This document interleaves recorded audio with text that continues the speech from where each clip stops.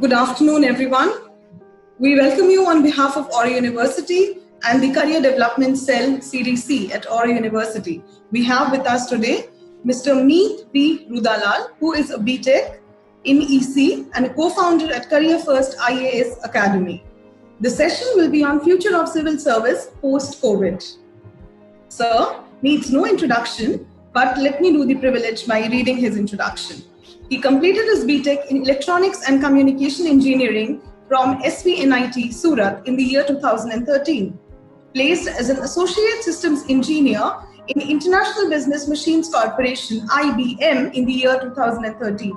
Cleared Gujarat Public Service Commission, that's we call GPSC, Class 1-2 examination with a rank of 127 in 2017.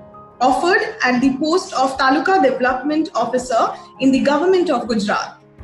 Appeared twice for UPSC interview for IAS IPS examination in 2016 and 2017. Completed 4 years as a faculty for training young civil services aspirants for IAS IPS GPSC examination since 2016. Recently, he is working as a partner and faculty at Career First IAS Academy along with retired Chief Commissioner of Income Tax, Mr. K.P. Singh. He teaches the subjects of political science, international relations, economics, and science and technology to the civil services aspirants. Mr. Meet, we welcome you on behalf of Aurora University. Thank you. So I would like to hand over the session to you now and let our students make the most of it. Thank you. Thank you very much. So firstly, I would like to thank Aurora University management because they have given me this opportunity, this platform to present to all of you one of the most important segments in our society as well as in our nation, that is the civil services. Today's session will be covering the subject of future of civil service post-COVID. There are 3 key words that we are focusing upon. First is civil services, second is COVID, and third is the future post-COVID. I would primarily speak in English and would try to incorporate some of the other Hindi words as well so that there is no language barrier in this particular presentation. Now, why this subject?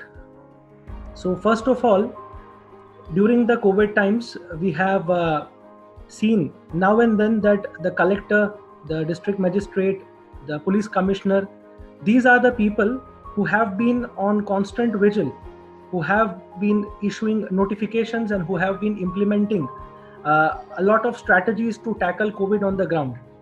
Every possible sector, we find there is an interaction with a civil servant. For example, if we say, agar Aadhaar card nikalwana hai, so then we have to go through civil servant only. Agar ISRO ka rocket chhodna hai, we have to go through civil servant only. So in everyone will encounter a civil servant. That is why this particular topic becomes important. Now, first, we understand the civil services.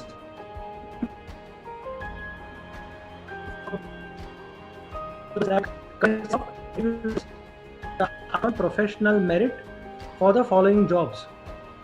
There are 3 jobs that we are talking of when we talk about the civil services. First thing is policy making, कायदे कानून या नियम बनाना. Second is policy implementation.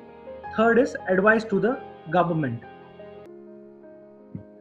Okay, so as a normal citizen, we elect our politicians so that they can take decisions for us.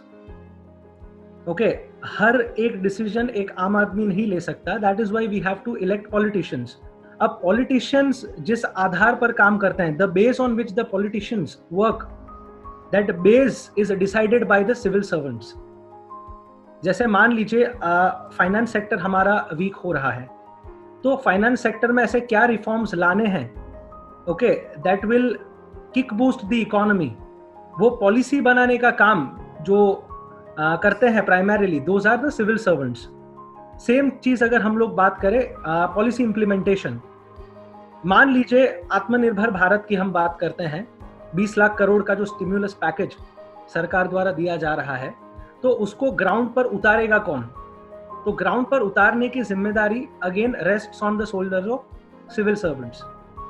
Okay, and third and the most important thing is advice to the government. हमारी सरकार कोई भी कदम उठाए, at the back door who is advising? Our politicians, our MLAs, our MPs, that is the civil servants. So basically एक word use किया जाता है for the civil service officers, that is steel frame of India. Okay, civil services वो steel का ढांचा है जिसके ऊपर पूरे देश की इमारत खड़ी हुई है. तो that is what we understand by civil services. We are working with the government for the people of the country, and we give 3 things, that is policy बनाना, पॉलिसी इंप्लीमेंट करना, and advice to the government. Now we move forward. Civil services statistics. This is something which is very interesting to note कि हमारा 130 करोड़ का जो population है, in that 130 crore we have 50,000 civil servants. कितने लोगों का एक civil servant है? 6,000 people civil servant. और 10,000 लोगों के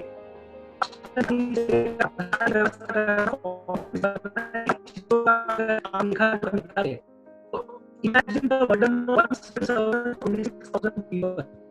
Every person will have 10 to 15 problems in their life. This is what this is. जबकि हम कंपेयर करें, मान लीजिए with USA has a huge network and a team of approximately 30 lakh civil servants, and their population stands at 20 crore.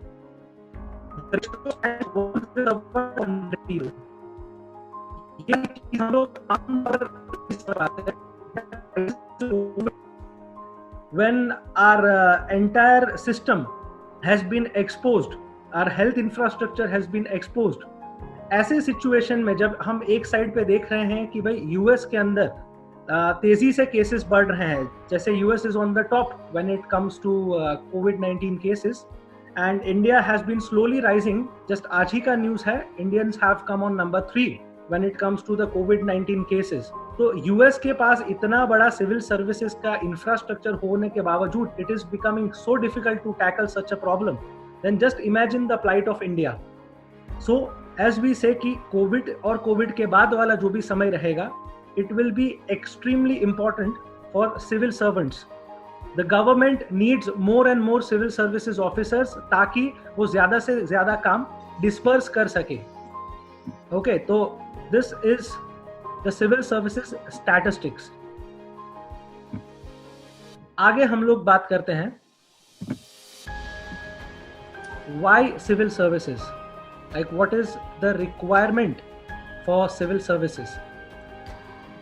First and foremost, the most important thing कि we want to have service to our nation.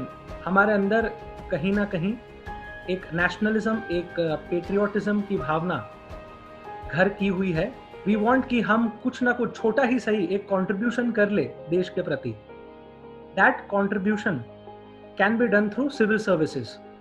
That is one of the direct ways, apart from say military services, that we can serve the nation.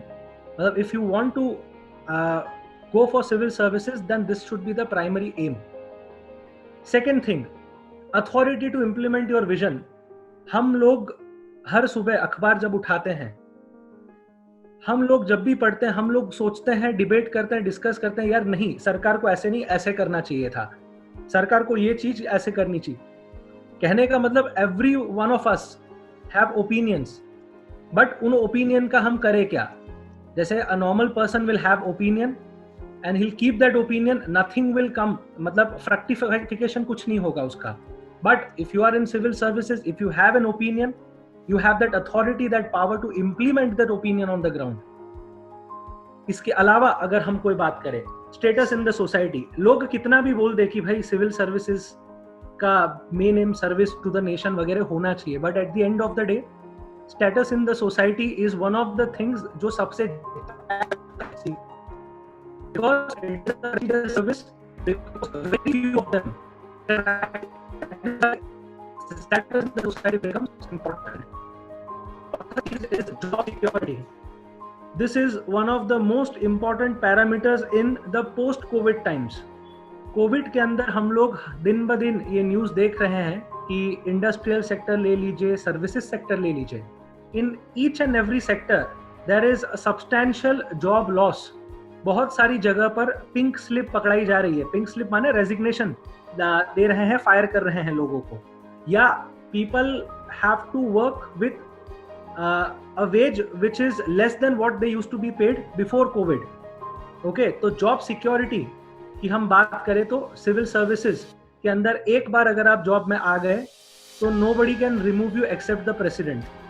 In case अगर किसी को इसका idea नहीं है, I would like to tell you one thing.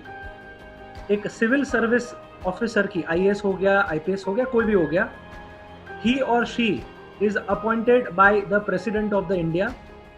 और ये constitution के अंदर दिया हुआ है, हमारे संविधान में दिया हुआ है. And none of the authority except the president has the power to remove the IAS और IPS ऑफिसर. तो कहने का तात्पर्य जॉब सिक्योरिटी. एक बार आपने एग्जाम क्रैक कर लिया, you are there for quite some time. Fifth thing is job satisfaction. जो यंग फ्रेंड्स मेरे जुड़ रहे हैं, जो कलीग्स जुड़ रहे हैं, उनके लिए job satisfaction at this particular age, at this particular moment might not B that important. But जैसे आफ्टर से 10 to 15 years of private practice या सर्विस करते हैं, आफ्टर 15 years एक मिड लाइफ क्राइसिस आता है इंसान के जीवन में कि यार ये क्या 9 से 5 का जॉब कर रहे हैं हम लोग. मतलब I want to do something हटके, something out of the box. तो तब एक इंसान को जगता है कि नहीं भाई, एक कुछ तो करना चाहिए जो कुछ अलग हो. That कुछ तो करना चाहिए, that job satisfaction वाला parameter is paramount when we consider civil services. And last but not the least, the challenge. If we talk about challenge, हर साल civil services की एग्जाम में 10 लाख लोग पूरे भारतवर्ष से फॉर्म भरते हैं. And in that 10 lakh, it is only around 1,000 people who make it into civil services. Okay, 10 lakh में से 1000 is just 0.1%. Okay, इन 1000 में से भी 100 to 200 people makes it to Indian Administrative Service, जो IAS, जो सबसे क्रीम सर्विस मानी जाती है. That makes it 0.01 to 0.02% of the people making it into the services. That is the toughness of civil service. कोई बोलेगा कि क्यों देना है सिविल सर्विस, तो at least try to challenge yourself. जैसे सोक्रेटिस एक ग्रीक फिलोसोफर थे, उनका कोट था कि भाई an unexamined life is not worth living. Civil services will give you that opportunity to examine your life. Okay, तो these are the 6 reasons why we should go for civil services and why it has become so important after Covid. अगर किसी को कुछ समझ में नहीं आता है तो शॉर्ट एंड स्वीट बात हम ये बोलते हैं कि भाई civil services is the only job in the world where you are paid for your entire career for having obtained the job in the first place. एक बार जॉब लग गया तो पूरे साल तक, पूरे करियर तक आपको परमानेंसी मिलेगी. Okay, that is about why civil services. Then we move across the need of civil servants post Covid. पूरा जो हमारा आज का सेशन है, इसको 3 हिस्सों में तोड़ा गया है. द फर्स्ट थिंग इज कि भाई सिविल सर्विसेज की जरूरत क्या है, होता क्या है, उसके बारे में जानकारी.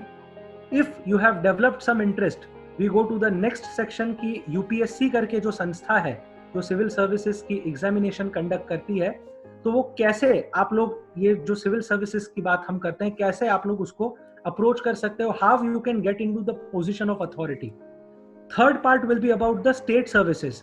If not central services, you can get into the state civil services. Okay, So we are in the first part and we are discussing कि post COVID में civil servants के लिए ऐसी क्या ज़रूरतें आ पड़ी है. जैसे first thing, foreign policy. If you have read the news, पिछले 2-3 महीनों में भारत की नेपाल के साथ सिचुएशन थोड़ी खराब चल रही है. नेपाल ने अपने पार्लियामेंट के अंदर एक मैप पास किया है जिसमें they have incorporated a part of India. Okay, तो इंडिया और नेपाल के रिलेशंस को सुधार लाएगा कौन? तो that is an IFS officer, that is an Indian foreign service officer. Okay, तो यहाँ पर भी अगर आप देखिए तो एक फॉरेन सर्विस का ऑफिसर है, एक सिविल सर्वेंट एक पोजीशन में है। अभी थोड़े दिन से इंडिया और चाइना का line of actual control LAC के ऊपर लद्दाख वाले एरिया में एक स्टैंड ऑफ चल रहा है, गतिरोध चल रहा है। इसका सोल्यूशन लाएगा कौन? Again a civil servant. Pakistan की ओर से पूरे टाइम इन्फिल्ट्रेशन होता रहता है, इसका सोल्यूशन लाएगा कौन? Again a civil servant. Okay, तो फॉरेन पॉलिसी हो तो भी हमें एक सिविल सर्विस ऑफिसर की आवश्यकता है। और पोस्ट कोविड टाइम में खास करके जब चाइना एक ओर से इतना अग्रेसिव और असर्टिवली पूरे विश्व में सुपर पावर बनने की ओर आगे बढ़ रहा है, we require best of our officers, government requires best of their citizens to pull up and come into the foreign department. Second, अगर हम बात करें security and law and order, जैसे एकदम लोकल लेवल पे हम अगर बात करते हैं, आज के टाइम में हमारे पुलिस कमिश्नर है या हमारी मिनिस्ट्री ऑफ होम अफेयर्स है, वो बार बार हम लोगों को ये बोल रहे हैं कि प्लीज मेंटेन सोशल डिस्टेंस, 4 लोग से ज्यादा लोग इकट्ठा ना हो एक साथ। अपार्ट फ्रॉम दैट आप लोग मास्क पहन के चलिए।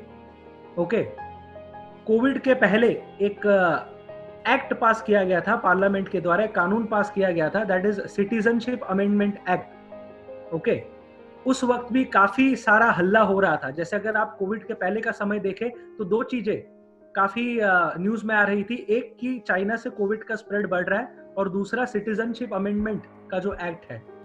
तो ये सारी स्थिति जो है, लॉ एंड ऑर्डर सिचुएशन जो है, अपने देश की आंतरिक और बाहरी सुरक्षा जो है, इंटरनल एक्सटर्नल सिक्योरिटी है, who will look after that? So for that we require civil service officers again. So the need is manifold in this field as well. Third, financial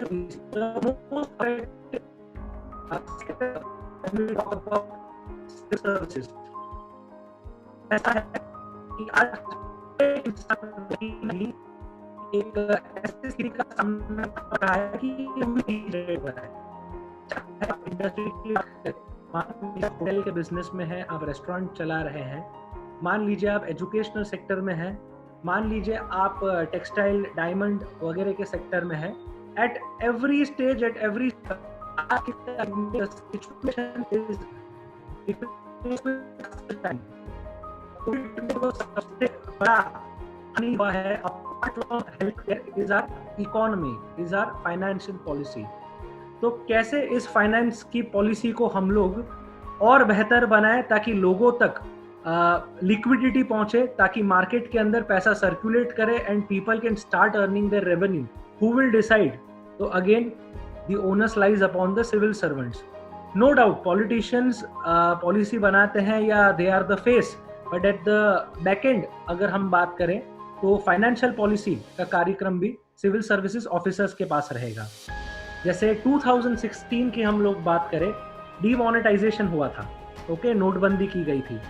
उसके बाद 2017 की अगर हम बात करें तो we implemented GST, that is goods and services tax. ये दोनों रिफॉर्म्स के अंदर हमारे ब्यूरोक्रेट्स, खास करके इकोनॉमिक अफेयर्स के डिपार्टमेंट के secretaries, they used to come almost every other day and announce some or the other policy changes. Okay, and in this time जबकि फाइनेंशियल क्राइसिस और ग्रेव हो चुका है, okay, we require civil servants with great insight, with great knowledge in more and more proportion, so that इस चीज को हम लोग एकोमोडेट कर सके, हमारी फाइनेंशियल पॉलिसी को हम बेटर बना सके। एक और बड़ा क्राइसिस जो आ चुका है, that is related to agriculture. Hopefully and ऊपर वाले की दया से we have got good rains this year as well as last year, so इतना इशू नहीं आया है and we have been able to produce a lot of crop production. तो एग्रीकल्चरल पॉलिसी में as of now post covid उतना issue नहीं है, but as we know 50% जो हमारे लोग हैं वो एग्रेरियन एरियाज के अंदर डिप्लॉयड है। तो 70 इयर्स तब से लेकर 1950 से लेकर अब तक जो हुए हैं उसमें काफी सारे एग्रीकल्चरल इश्यूज के ऊपर भी अगेन सिविल सर्वेंट्स अलग अलग पॉलिसीज के साथ आगे आ रहे हैं। Next is the industrial sector. आज हर इंडस्ट्री वाला ये चीज जानता है कि हमारे जो लेबरर्स हैं, वर्कर्स हैं, those labourers and workers have gone back to their home. और ऐसे स्टेट्स जो जीडीपी में सबसे ज्यादा हिस्सा कंट्रीब्यूट करते थे, से फॉर एग्जांपल गुजरात, महाराष्ट्र, तमिलनाडु, वो सारे स्टेट्स जो बेसिकली वर्कर्स और लेबरर्स के ऊपर निर्भर थे, they have been badly hit because of covid. तो how to kick start this industrial revolution या जो भी क्राइसिस हो चुका है, again we will require our civil servants to come into picture. Sixth, the most important aspect covid की terms में is our health care policy.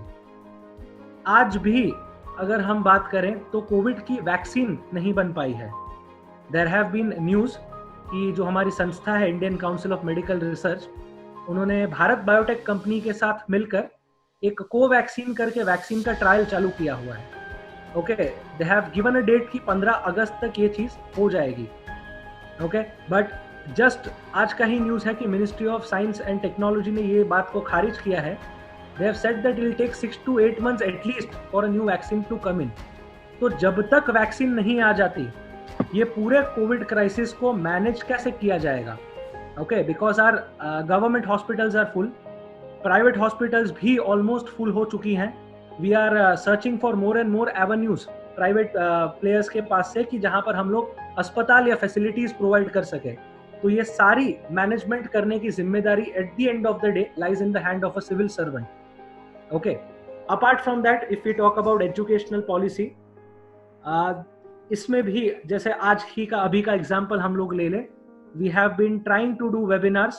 जैसे औरो यूनिवर्सिटी का जितना मैं फॉलो कर रहा हूँ, they have been doing webinars every day, and that 2 to 3 webinars. They are trying their best to have a knowledge sharing platform on the online mode. आज offline तो चालू करने का परमिशन नहीं है, but at least we are starting and traveling towards the online mode. तो आगे चल के ऑनलाइन ऑफलाइन की क्या स्थिति रहेगी, स्कूल्स कॉलेजेस कब स्टार्ट कर पाएंगे, again the permission lies with the DEO, that is the district educational officer. Again, who is he? He is a civil service officer. And last but not the least, our research and innovation policy. अभी हमारी सरकार ने 59 apps जो Chinese origin की थी उन्हें ban कर दिया है. ओके, और अब जब हमने वो एप्स बैन कर दी है, वी रिक्वायर सम ऑल्टरनेटिव. तो उस ऑल्टरनेटिव को लाने के लिए एक इनोवेशन चैलेंज लेकर आई है हमारी सरकार, जिसको अगेन डिजाइन किया हुआ है सिविल सर्विसेज के ऑफिसर्स ने. तो ओवरऑल अगर हम बात करें, ओके, तो from your smallest of the things, चाहे आपका डॉक्यूमेंटेशन वर्क हो, to the largest of the things, that is the international relations, we require civil service officers much more than what we did post pre-COVID. Okay, so we move on. We'll complete the entire, and after that, if anyone has a question, we will be answering the questions as well. Okay, so this is just a list of the important functionaries, ताकि हम लोगों को पता चले कि भाई कौन कौन लोग क्या काम कर रहे हैं. जैसे द टॉप मोस्ट पोजीशन हमारे देश में एक IAS अफसर की होती है, that is the cabinet secretary. Okay, Shri Rajiv Gauba ji is the cabinet secretary, has the top most position. अपने देश की कोई भी पॉलिसी होती है, be it related to any field, it has to pass through this particular person, through this particular post. If we talk about India Nepal, India Pakistan, India China relations, again हमारी top most position जो hold करते हैं वो है हमारे Indian foreign service के officer Shri Harshvardhan Shringla ji. Again this is the foreign policy making authority. अगर हम स्टेट लेवल पर बात करें, तो गुजरात लेवल पर बात करें तो top most position will be the chief secretary. तो गुजरात स्टेट की जो भी पॉलिसीज रहेगी, that will have to go through the chief secretary. Okay, same way अगर हम बात करें पुलिस की, तो पुलिस में जो स्टेट लेवल पे हेड ऑफ द पुलिस या हेड ऑफ द डिपार्टमेंट माने जाते हैं, that is the DGP, the director general of police. He is an IPS officer. Okay, और एकदम लोकल लेवल पर हम लोग बात करें, most of us live in Surat, we must have heard these 3 names time and again. Doctor Dhaval Patel, that is our collector, कि कोई भी ऑर्डर पास करना हो, या मान लीजिए कि लेबरर्स या माइग्रेंट्स को एक स्टेट से दूसरे स्टेट जाना है, एक डिस्ट्रिक्ट से दूसरी डिस्ट्रिक्ट जाना है, तो they have to go through the collector orders. Okay, तो that is where his work becomes important. या मान लीजिए धारा 144 लगानी है, कर्फ्यू लगाना है किसी एरिया में. ओके, तो again one has to pass through the collector and the DM. अगर मान लीजिए किसी एरिया में हमें कंटेनमेंट जोन बनाना है, okay, the person responsible for all this policy making is our municipal commissioner. And last but not the least, the Surat police commissioner Brahmbhatt ji, जो कि ये सारी चीजें लॉ एंड ऑर्डर बिखरे नहीं in this COVID crisis उसको manage कर रहे हैं. So there have been excellent examples from the civil services side who have tried to manage this COVID crisis.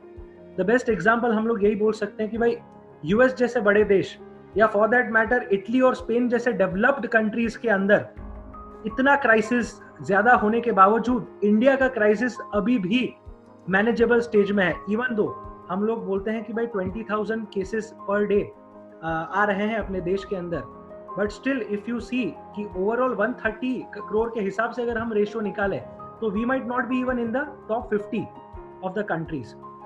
Okay, so that is about the important functionaries. So that is our first part ki why civil services and what is the need of civil services post COVID. We get into the second segment कि भाई अब मन तो बन गया कि civil services के लिए आगे बढ़ना है, तो what is the way forward? How can you get into civil services? तो उसके लिए हमारी एक संस्था है Union Public Service Commission. This is a central level constitutional body. Okay, संवैधानिक संस्था है जो सिविल सर्विसेज की एग्जाम कंडक्ट करती है. ओके, संघ लोक सेवा आयोग के नाम से जानते हैं हम लोग. और वो सिविल सर्विसेज के अंदर जो आप स्क्रीन पे देख पा रहे हैं 24 अलग अलग सिविल सर्विसेज की एग्जाम्स कंडक्ट करती है. Okay, starting from the Indian administrative service. Okay, Indian administrative service जो हमने बात की अभी जस्ट कैबिनेट सेक्रेटरी की जो मैं बात कर रहा था, तो आईएएस की परीक्षा हो या फॉरेन लेवल की अगर बात करें इंडियन फॉरेन सर्विस की परीक्षा हो, पुलिस सर्विस की परीक्षा हो, फॉर दैट मैटर अपने देश में जो भी संस्थाएं हैं, जो भी डिपार्टमेंट मंत्रालय है, उनका ऑडिट करना, उनके अकाउंट्स लिखना, ये सारी चीजें भी इन सर्विसेज के अंदर शामिल है. अगर आप और ध्यान से देखें इस लिस्ट की ओर तो you will also be able to see railways related services.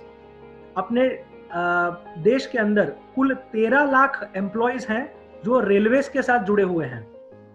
Okay, तो रेलवेज का जो इंफ्रास्ट्रक्चर है, जो हम लोग बोलते हैं कि वर्ल्ड के अंदर टॉप 5 के अंदर इंडिया का रेलवेज इंफ्रास्ट्रक्चर आता है, तो रेलवेज की भी जो सर्विसेज रहती है उसकी एग्जाम कंडक्ट करता है यूपीएससी. और सबसे मजे की बात यह है कि ये सारी 24 सर्विसेज की एक ही एग्जाम है. You don't have to apply for each services differently, there is just one examination. Okay, जिसको हम लोग सिविल सर्विसेज एग्जाम के तौर पर जानते हैं. ओके, अब सिंपल क्वेश्चन आता है, which is the best time to prepare for this services? Okay, the best time to prepare for this services 12th standard pass करके. ओके, इवन दो ये एग्जाम्स जिसकी मैं बात कर रहा हूँ सिविल सर्विस एग्जाम, आप लोग ये एग्जाम दे सकते हैं after graduation, but 12th standard इसीलिए बोल रहे हैं कि while you are into the college segment, तो कॉलेज का जो फर्स्ट ईयर रहता है generally it is relatively easy. Okay, आपका जो टाइम होता है वो उतना नहीं जाता कॉलेज के अंदर, तो this is the best time to prepare for this exam. और आज की तारीख में जब लोग घर पे बैठ के ऑनलाइन एजुकेशन, ऑनलाइन स्टडीज कर रहे हैं, तो this is the best time to start. जैसे पोस्ट कोविड या कोविड का अगर आपको बेस्ट फायदा लेना है तो either develop a hobby, or if you are really serious about this examination, you can start with this examination, you can prepare for this examination. अब eligibility criteria क्या है? It is very simple. 21 years की as चाहिए, minimum age है. Okay, and secondly आपका graduation complete होना चाहिए अगर आपको ये एग्जाम देनी है तो, या अगर आप लास्ट सेमेस्टर के एग्जाम दे चुके हो then also you are eligible for this exam. No other criteria. Okay, the best possible thing about civil services is आप चाहे आर्ट्स के स्टूडेंट हो, आप चाहे कॉमर्स के स्टूडेंट हो, आपने मान लीजिए बीकॉम वगैरह किया है, आप मान लीजिए बीसीए वगैरह करके बैठे हैं, आप मान लीजिए साइंस में बीएससी करके बैठे हैं, आप इंजीनियरिंग करके बैठे हैं, आप मेडिकल फील्ड से हैं, कहने का तात्पर्य आप कोई भी फील्ड में हो, okay, the field will not matter, you can apply for the exam regardless of your field, okay. तो it is an open to all examination, okay. तो ये चीज ही मायने रखता है. Just 2 things, 21 years of age, graduation complete होना चाहिए, okay. We move forward. Age और अटेम्प्ट की लिमिट ये है कि 32, अगर आप जनरल कैटेगरी वाले इंसान हैं तो 32 ईयर्स तक आप ये एग्जाम दे सकते हैं. Attempt limit is 6, okay.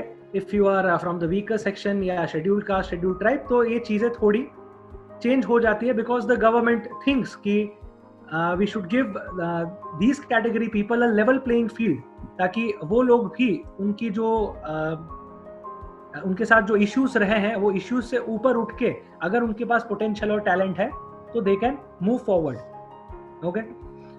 आगे बढ़ते हैं. Examination pattern is very simple. It is a 3-stage examination. पहला स्टेज रहता है preliminary examination. The second stage is our main examination.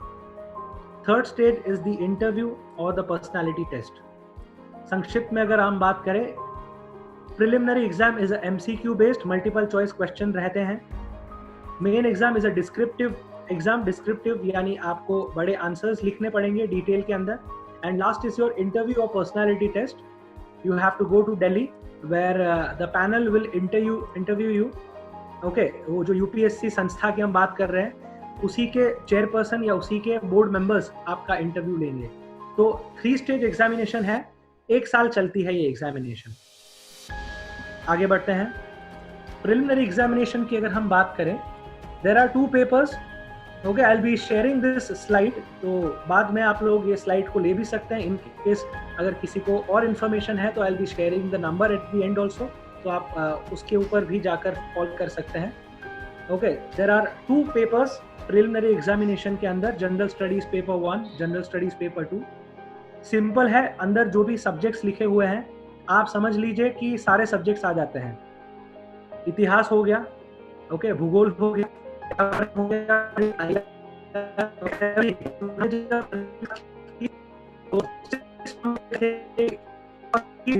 Service, okay.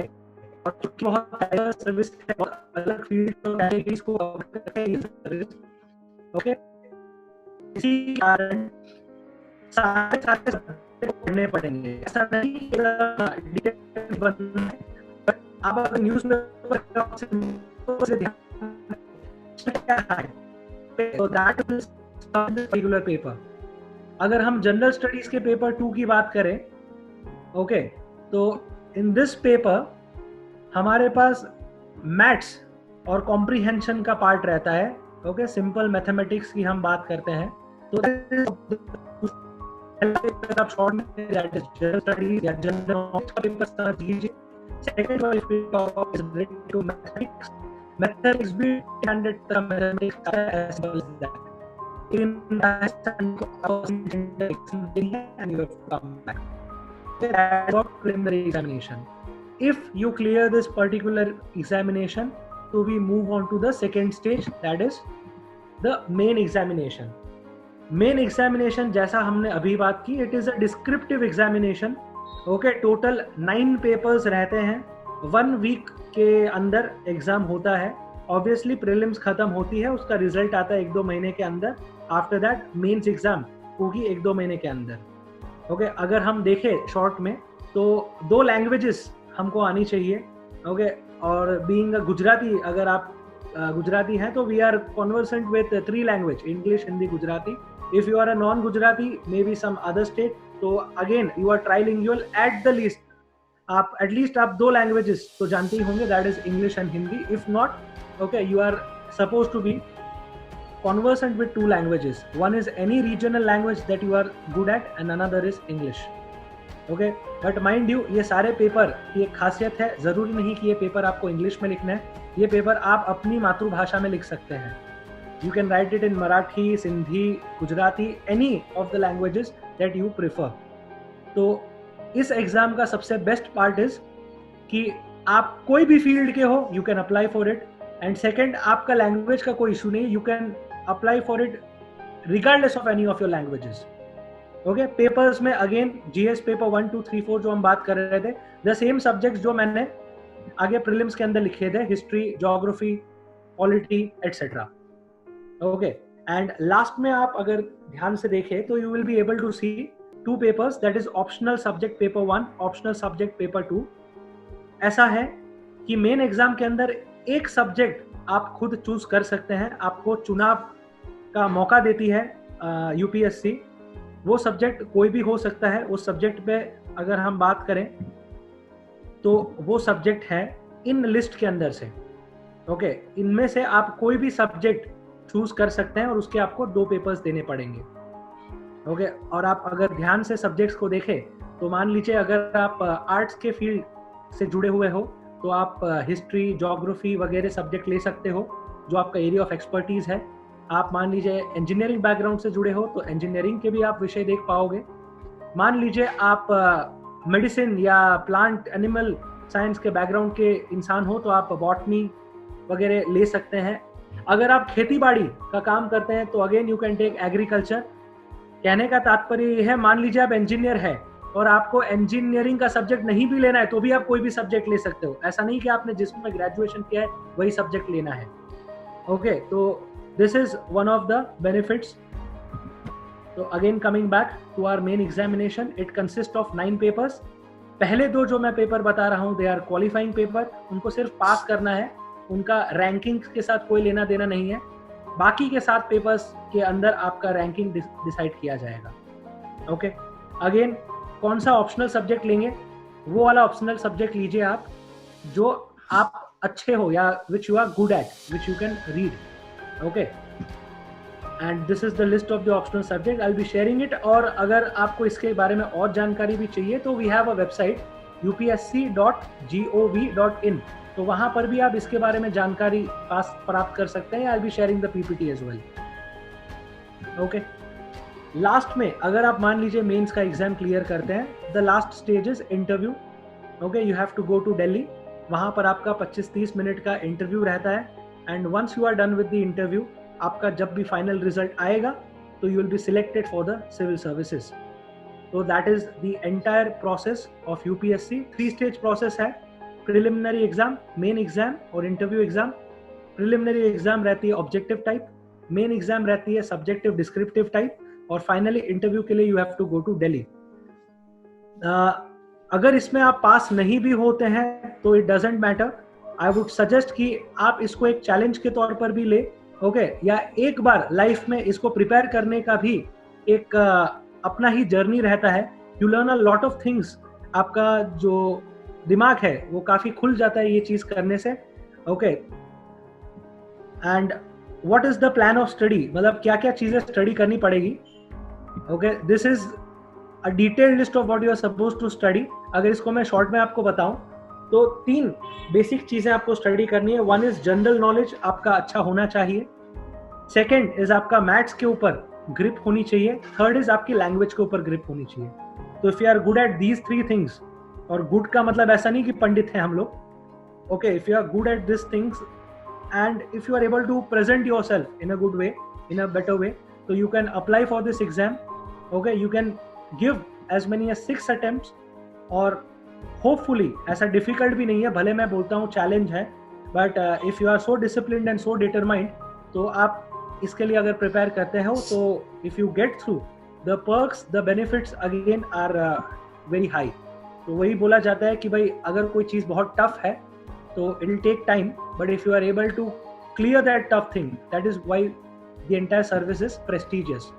तो this is our second segment जहां पर हमने यूपीएससी माने सेंट्रल सर्विसेज की बात की. इस सेंट्रल सर्विस के थ्रू आप भारत में कहीं भी डिप्लॉय हो सकते हैं and you get the benefit of working for the government. Now we are into the last segment, that is third segment, that is GPSC, Gujarat public service commission. Okay, ये state services है. If you think कि we do not have that potential कि हम लोग UPSC या इतना जो difficult जो रहता है भाई 10 लाख में से हमको 1000 में आना है, and if you are not able to get into it, then you can go for this state services. और अगर आप मान लीजिए गुजरात के नहीं, आप किसी और स्टेट के हो, तो वहां पर गुजरात की जगह होगा महाराष्ट्र पब्लिक सर्विस कमीशन या एमपी पब्लिक सर्विस कमीशन या Uttar Pradesh public service commission. तो हर स्टेट अपने हिसाब से एग्जाम्स लेता है. तो again if we talk about GPSC, इसका थोड़ा पैटर्न अलग रहता है, इसकी पोस्ट थोड़ी अलग रहती है. Let us talk about the post. This is the title of the examination that we prepare for. ये एग्जाम यूपीएससी के एग्जाम से अलग है, बट अच्छी बात यह है कि आप दोनों एग्जाम, यूपीएससी और जीपीएससी दोनों के एग्जाम एक साथ दे सकते हैं. और यूपीएससी जीपीएससी इस बात का ध्यान रखते हैं कि दोनों एग्जाम एक साथ क्लैश भी ना हो. ओके, तो what does this particular service that we are talking about, the Gujarat administrative service class 1, Gujarat civil services class 1, 2, ये जो सर्विस है उसके अंदर क्या क्या चीजें आती हैं. तो इसके अंदर we have these many post. Okay, if you are not in the know how of these post, तो जैसे ब्रीफ में हम बात कर ले तो deputy collector is one of the posts. Collector के नीचे एक पोस्ट होती है, that is the deputy collector. तो जैसा सेंट्रल सर्विस में हम लोग बोलते हैं कि भाई कलेक्टर के थ्रू आ सकते हो, तो वैसे ही स्टेट सर्विसेज में you can have the position of deputy collector. और ये सब आप कर सकते हैं केवल एक एग्जाम पास करके. Once you have pass this exam, आपकी ट्रेनिंग दी जाएगी 1.5 साल जितनी, and once you are through the training, you are posted, आपका सैलरी, आपका पर्क्स, सारी चीजें स्टार्ट हो जाएगी. अगर किसी को पैसा पूछना है कि भाई कितना पैसा मिलता है, तो यूं समझ लीजिए महीने का 50,000 से लेकर 2 लाख तक का आपका सैलरी रहता है, depending upon the post. And उसके अलावा आपको जो एडिशनल बेनिफिट्स और पर्क्स मिलते हैं, हाउस मिलता है, हाउसिंग का अलावेंस मिलता है, अपार्ट फ्रॉम दैट जो बोलते हैं गाड़ी, नौकर चाकर जो बोलते हैं, वो सारी चीजें भी मिलती है. ओके, हाँ, लाल बत्ती निकाल चुके हैं. पहले एक क्रेज हुआ करता था कि भाई लाल बत्ती मिलेगी. आज की तारीख में लाल बत्ती आपको नहीं मिलेगी, इवन दो काफी लोग लाल बत्ती लगा के घूमते हैं, बट लाल बत्ती अब प्रेसिडेंट, प्राइम मिनिस्टर के लिए ही हम लोगों ने, गवर्नमेंट ने ये चीज की है कि वीआईपी कल्चर हटा के सिर्फ उन्हीं के लिए है. बट नेवरदलेस लाल बत्ती ना मिले, बट एक अथॉरिटी, एक रुतबा जरूर मिलता है, एक काम करने का मजा जरूर रहता है. Okay, if we talk about the other post, deputy superintendent of police, DYSP जो हम बोलते हैं. Okay, apart from that assistant commissioner of state tax. आज हम इनकम टैक्स की बात करें, आज हम जीएसटी की बात करें. ओके, ये सारी चीजें अगेन आप यूपीएससी और जीपीएससी के अगर टैक्स ऑफिसर बनते हो तो you get into this particular services. मामलतदार ले लीजिए, तालुका डेवलपमेंट ऑफिसर ले लीजिए. अगर मान लीजिए आप if you want your children, अगर आप देख रहे हैं ये सारी चीजें, if you are of building community या रियल एस्टेट या कोई भी कम्युनिटी है, तो यू कैन सी कि भाई मामलतदार, टीडीओ वो लोग होते हैं जो कोई भी प्लान पास करने के लिए साइन सिक्का डालते हैं. ओके, तो अगर आप इस पोजीशन में है, ओके, तो यू कैन अंडरस्टैंड कि there is a hell lot of work that you can do. There are a lot of projects that you can pass through. Okay, और लास्ट में हम लोग देखते हैं chief municipal officer, section officer. Gandhinagar में आप बैठ के क्लेरिकल कामकाज भी कर सकते हैं, एडमिनिस्ट्रेटिव वर्क भी कर सकते हैं. तो these are the posts that we cover through just one single exam of GPSC. Okay, this is the exam for GPSC. We move forward now. Again, best time कब है प्रिपरेशन करने का? 12वीं पास करके आप प्रिपेयर कर सकते हैं. ओके, अगेन ग्रेजुएशन वगैरह चाहिए होगा. Okay, this is the eligibility criteria. Almost similar eligibility criteria है, 20 साल की उम्र एंड ग्रेजुएशन आपका कंप्लीट होना चाहिए. ओके, तो these are the 2 criterias. Simple है, 2 criteria, age and graduation certificate, and you are good to go for the examination. And once you pass it, again the procedure is of 1 year. Once you pass it, you get the training and then you are into the job. Attempt limit वगैरह इसमें थोड़ा बेहतर है. जैसे UPSC 32 तक देता है, तो जीपीएससी आपको 35 तक देता है. ओके, और इसमें खास करके UPSC as well as GPSC they want कि फीमेल कैंडिडेट्स थोड़ा ज्यादा अप्लाई करें. इसके लिए they are encouraging female candidate, because आज भी अगर हम बात करें तो यूपीएससी आईएएस आईपीएस अफसर जो हैं या जीएएस जीपीएस के अफसर जो हैं, वो मोस्टली मेल बैशन है. आज भी you will see a lot of male civil servants, you will see very few female civil servants. Government wants कि अगर देश के नागरिक 50% अगर महिलाएं हैं तो उनके लिए पॉलिसी में हो सकता है कि महिलाएं कुछ ऐसी चीजें लेकर आए जो महिलाओं के लिए बेटर हो। तो द गवर्नमेंट वांट्स कि एक बैलेंस हो, and that is why they are encouraging more and more female candidates. इसलिए आप देख सकते हो कि उनके लिए थोड़ा एज रिलैक्सेशन है। The best thing about GPSC services is attempt limit नहीं है। आपकी जब तक उम्र है आप एग्जाम देते रहिए। Okay, there is no attempt limit, you can just give as many attempts as you want. So that is about the state services age limit. Examination pattern exactly the same as UPSC. Okay, इसीलिए जो भी UPSC के preparation करता है साथ ही साथ उसका GPSC preparation भी हो जाता है। 3 स्टेज का है, prelims, mains, interview. Okay, we move forward. Again इसमें भी 2 पेपर हैं जैसा हमने बात की थी। ओके, प्रिलिमिनरी में अगेन 2 पेपर जनरल स्टडीज के, paper 1, paper 2 the same thing. General knowledge check करते हैं एंड अपार्ट फ्रॉम दैट आपका मैथमेटिक्स चेक करते हैं। बिकॉज एक सिविल सर्वेंट की अगर हम बात करें, ये अफसर बनते हो तो आप हो सकता है एग्रीकल्चर सेक्टर में भी आपको काम करने का मौका मिले या होम सेक्टर के अंदर मिले। ओके, तो ये सारी चीजें भी इसके अंदर आती है। Again we move forward. Main examination इसके अंदर सेम 6 पैटर्न है, 6 पेपर्स है, the same thing as our main examination for UPSC. Okay, 6 paper हैं। Again I'll share the slides with you. The last thing is interview. Interview कहाँ पर होगा? तो that is in Gandhinagar. जैसे सेंट्रल सर्विसेज की अगर हम बात करें, interview is in Delhi, state services the interview is in Gandhinagar. Okay, इसके अलावा कुछ और एग्जाम्स भी जीपीएससी कंडक्ट करता है। जैसे one is the police inspector की जो एग्जाम है। People in Gujarat I particularly seen is कि PI या पुलिस सब इंस्पेक्टर वगैरह बनने का काफी क्रेज रहता है। Okay, because these are the people who deal directly with the common public.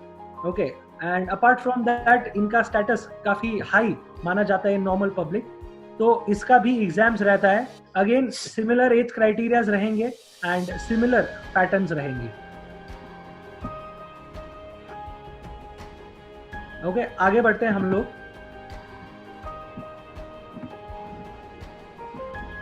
The plan of study, again जैसा मैंने यूपीएससी में प्लान ऑफ स्टडी बताया था, same 3 things you have to focus upon: general knowledge, mathematics and apart from that आपका language के ऊपर पकड़ होनी चाहिए।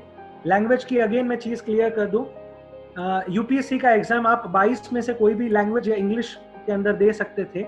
जीपीएससी का एग्जाम आप इंग्लिश या गुजराती कोई भी लैंग्वेज में दे सकते हैं। Again language is no barrier. Okay, and again आप कोई भी फील्ड का ग्रेजुएशन का डिग्री हो आपके पास, you are fit to give this particular examination. तो that is the third segment, that is about GPSC. One more thing I would like to highlight, एक नई चीज है जो सरकार ने निकाली है सिविल सर्विसेज को लेकर, that is about lateral entry. Okay, lateral entry, lateral का मतलब होता है कि बाद में या साइड से जो हम लोग एंट्री करते हैं, मतलब not through the normal civil services procedure. ऐसा है, आज की तारीख में जस्ट अभी का न्यूज था, सरकार को सिविल सर्वेंट्स की इतनी जरूरत है कि वो चाहते हैं कि लगभग 400 जितने civil services officers private sector में से डायरेक्टली ले लें। Okay, by private sector I mean कि मान लीजिए आपका सिविल सर्विसेज का एज निकल चुका है, जो मैं एग्जाम की बात कर रहा था। If you are say 45 years of age, 50 years of age, and you are in one particular say private company या private job या कुछ भी कर रहे हैं, आपको एक अपॉर्चुनिटी दे रही है ये सरकार कि you can apply for civil services and you will directly get into the lateral entry, और आपको एक रिस्पेक्टेबल पोजीशन जो सिविल सर्विसेज में 40-45 की साल की एज पे आप प्रमोट होके मिलती है, वो पोजीशन पे आपको लैटरल एंट्री का मौका मिलेगा। All you have to do is fill a form of the government services. जब उसका फॉर्म आता है, it comes in the newspaper as well. Okay, if you are eligible for that and you have to get into the interview, and if you are good enough you will be directly hired into the civil services. तो ऐसा नहीं है कि सिर्फ 12th के बाद वाले students के लिए ही सिविल सर्विस ओपन है। Government is looking forward to opening up to the specialist also. Okay, क्योंकि सिविल सर्विस के ऑफिसर जर्नलिस्ट माने सब एरियाज का ज्ञान होना चाहिए। अपार्ट फ्रॉम दैट दे वांट कि स्पेशलिस्ट भी हो। जैसे अभी मान लीजिए जीएसटी है, तो जीएसटी में अगर कोई इकोनॉमिक्स बैकग्राउंड, कोई टैक्सेशन बैकग्राउंड का अगर इंसान नहीं रहेगा और स्पेशलाइजेशन नहीं रहेगा तो कैसे काम करोगे? तो government is doing a two way opening, एक थ्रू डायरेक्ट रिक्रूटमेंट जो यंगर एज के ऊपर हम कर सकते हैं, एक एट दी ओल्डर एज ताकि उनको भी मौका मिले. ओके, तो that is about lateral entry. The next thing is the LIW principle. Okay, we are on the conclusion of this particular webinar. 3 चीजें हमने डिस्कस की. फर्स्ट is सिविल सर्विसेज होता क्या है, उसका इंपॉर्टेंस क्या है, उसकी नीड क्या है in the post covid world as the title was. Second is the central level का सर्विसेज में हम कैसे जा सकते हैं. Third is the GPSC, that is the state level services, उसमें हम कैसे जा सकते हैं. Lastly, regardless of where you want to go in the civil services, we can work on this particular principle that is known as the LIW principle. Covid के times में we have learnt a lot of things.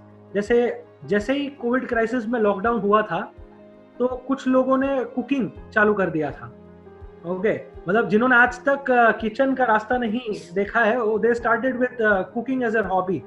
Okay, few of them started writing poetries, few of them started learning paintings. Okay, ऐसे ही same चीज जैसे आज की तारीख में लोग समझते हैं कि ये तो क्या समय आ गया है, लोग डिप्रेशन में चले गए कि सब अनसर्टेनिटी वाला टाइम है. तो I personally would say that इस अनसर्टेनिटी वाले टाइम में this is the best opportunity या blessing in disguise when we can be more creative, we can be more innovative, और हम अपने अंदर झांक के like we have got some time with ourselves where we can learn and innovate. और सिर्फ innovate करके बैठना नहीं है, implement that particular thing, take a feedback, learn and get into that cycle mode. Okay, and uncertainty की जहां तक बात है, अभी ही नहीं आने वाला समय भी अनसर्टेन रहेगा. बट अगर आप सिविल सर्विसेज की बात करो तो civil services as of now gives you that certainty in life for the entire career. And if not civil services, again learn, innovate and work on something of your hobby or yeah, something of the other kind. Okay, and then incorporate it and make the best use of this particular time. So that is all from my side. Okay, this is the academy in which I teach. So in case anyone wants to get in touch with me, they can go through this particular site. Thank you very much.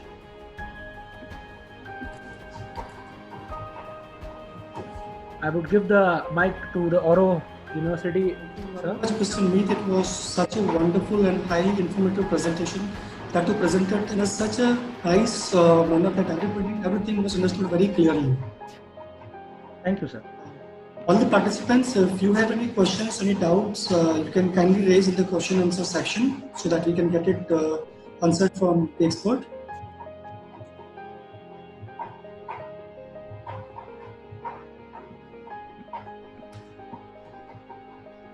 There was one question, they wanted to know this GPSC examination has to be done in Gujarati language only, or? Yes, the examination can be given in 2 languages. One is English, one is Gujarati. And the beauty of GPSC examination is in the mains exam in which you are writing the answers, you can write one answer in Gujarati and the other answer in English as well. Both, yes. Both the languages. I think the doubts are very less because the way you have presented it, I think majority of the doubts are clear now. Thank you, sir.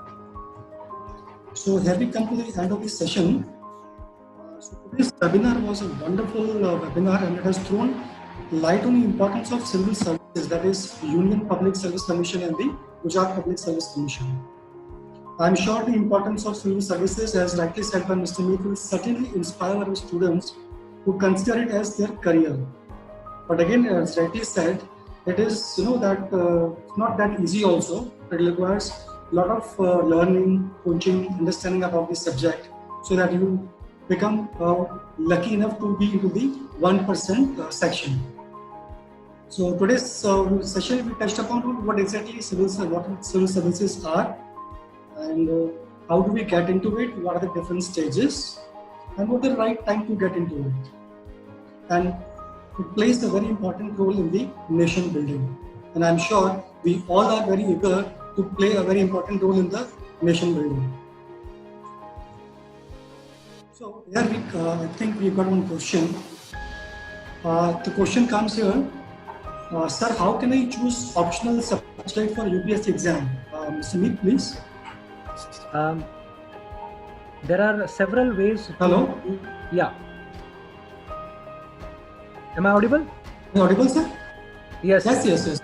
Okay. The question comes here, sir, how can I choose optional subject for UPSC exam? Okay.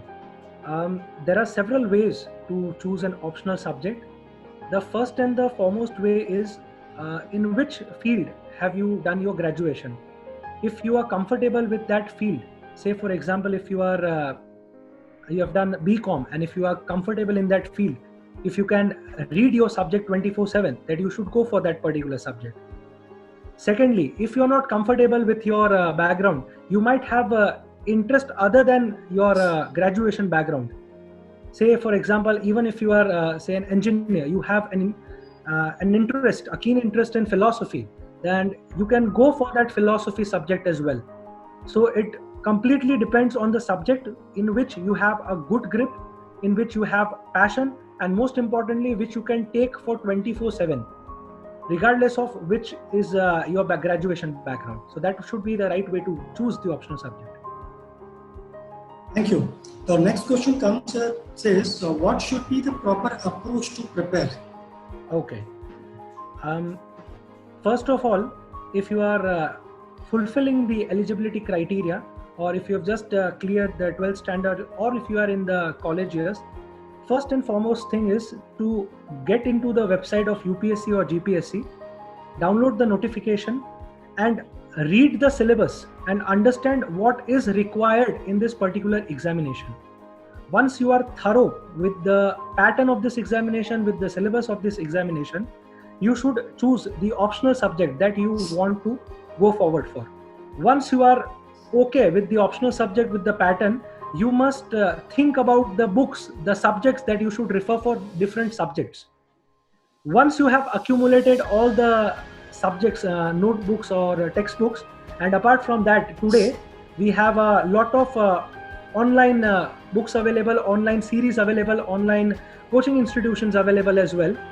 Then you can, if you want to, you can go for a particular coaching institution online as well as offline, completely depending upon you. If you feel that you require that particular institution, again in that institution you should demand for a demo lecture, which will let you know that do you actually require, or is the coaching institution good enough to deliver it to you. Once you are through with it and you feel that you have to go for coaching institution, you can start the preparation in the manner that they are guiding you in. If you do not want to go for the coaching, you can prepare a timetable where you complete one subject in say 20 to 25 days and span the entire preparation throughout the year. So that will be the approach. Thank you. So next question comes here. Which books are considered good for GPSC? It depends on different subjects. So if you want to note it down, like say if we talk about history notebooks or books, we would refer to NCERT. Okay, for most of the subjects we refer to the NCERT books from standard 6 to standard 12th. That is the base for preparation of any services. Okay, if you are preparing for GPSC, you can also go for GCRT books as well. But as you must be knowing, and in case if you don't, Gujarat government has now slowly and gradually switched to NCERT syllabus for all the standards. So it is better you go for NCERT books for all the subjects. Apart from that, every subject has some or the other reference books. Say for example, there is a reference book known as M. Lakshmikant for the subject of polity, that is Indian Constitution subject.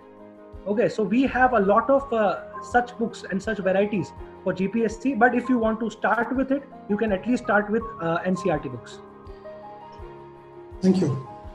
The next question comes to current affairs play an important role. So how to approach it? Okay. The question is very rightfully placed. Current affairs have been playing a very important role in the last 5 to 10 years in civil services, And the simplest way to approach current affairs is reading of newspaper. Regular reading of newspaper is must. And which newspapers you want to read? Then for English, we would prefer that you read the Hindu newspaper or the Indian Express newspaper, whichever is easily available to you. If you are, say, preparing in Hindi, if you want to give the exam in Hindi language, you can go for Dainik Bhaskar or Nav Bharat Times. Okay. If you are, say, preparing in Gujarati, then Gujarat Mitra or Sandesh is a good newspaper. So newspaper is the first and foremost thing that is very important, that you must regularly read and make notes of. Secondly, after the newspaper, there are certain magazines that Indian government publishes. For example, there is a magazine known as Yojana. Okay, there is a magazine known as Kurukshetra. You can note it down. There are two magazines, Yojana and Kurukshetra. These two magazines are published by the government of India every month, and in every month they encapsulate one subject. For example, if we are going through the COVID crisis, then one particular magazine for this month may be on Atmanirbhar Bharat, or say one particular magazine will be on technology. Say for next month, if we are going through rural distress, the magazine will be focused on rural areas. So this is the second thing that you can go for in current affairs. Third thing, you can keep referring to the important bills that our Indian Parliament is passing. Okay, the bills and the acts that are being passed. Apart from that, you can also go for certain other important documents of the government of India, like Indian budget or Indian economic survey. Okay, so this is how you approach the current affairs. Thank you, Mr. Munish. The second question comes here. As I take history as optional, it's required to complete ancient, medieval, and modern history for the mains exam. Which part will be most important to do from above? History in itself is a very important subject, and the exams, if we divide the history into 5 parts. First is ancient history, second is medieval history, third is modern history, fourth is post-independence history, that is after 1947, and fifth is the art and culture part. If you are applying for the UPSC, you can have these 5 parts, and you must also prepare one part additional that incorporates world history. Okay, if you are applying for the state services, you need to do one additional part that is related to Gujarat history and culture. Now coming back to the question, the most important part has been the ancient history and the modern history part. And in ancient history, the primary focus is on the art and culture part, because we as Indians have 5,000 years of our cultural heritage that is very rich as we compare it with any other country. So it is a short way to start preparation with ancient history as well as overlap it with the art and culture, the architecture, the paintings, the dancing part of our country. Medieval part does not hold that much importance as of now, but nevertheless you must not skip that part. And lastly, the modern history part again is important, but most of us are very much familiar with the modern history part, so we can just revise it at once. Again, summing up the question's answer, ancient history, art and culture takes the cake. Thank you. The next question is there any difference between preparation for different stages in UPSC exams? Different people have a different way to approach the examination. If I talk about my personal experience, rather than preparing for different stages of exam, prepare for different subjects. Say for example, if I talk about polity, then prepare for that entire subject in a way that you are able to answer MCQ questions as well as you are able to answer the descriptive, the mains questions. I'll tell you why you should go for this particular approach, because when you are preparing just for prelims exam, you will have some part left which is again for the mains exam. So rather than doing this way, if you complete one particular subject, you can give any particular exam at any particular stage.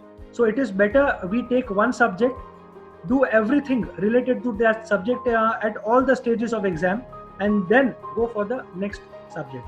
And again, one important thing, you must refer to the previous question papers that the UPSC and the GPSC examinations have been conducted through.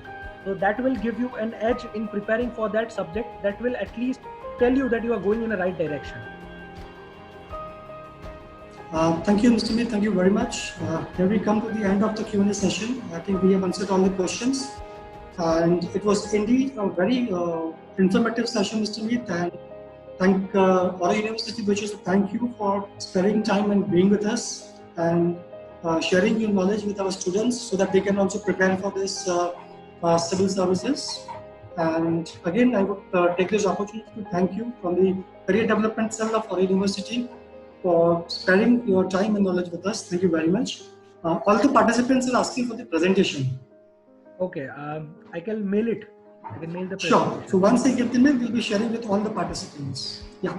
So Mr. Meet, thank you very, very much on behalf of Aurora University. Thank you. Thank you very much. Yeah. Thank you.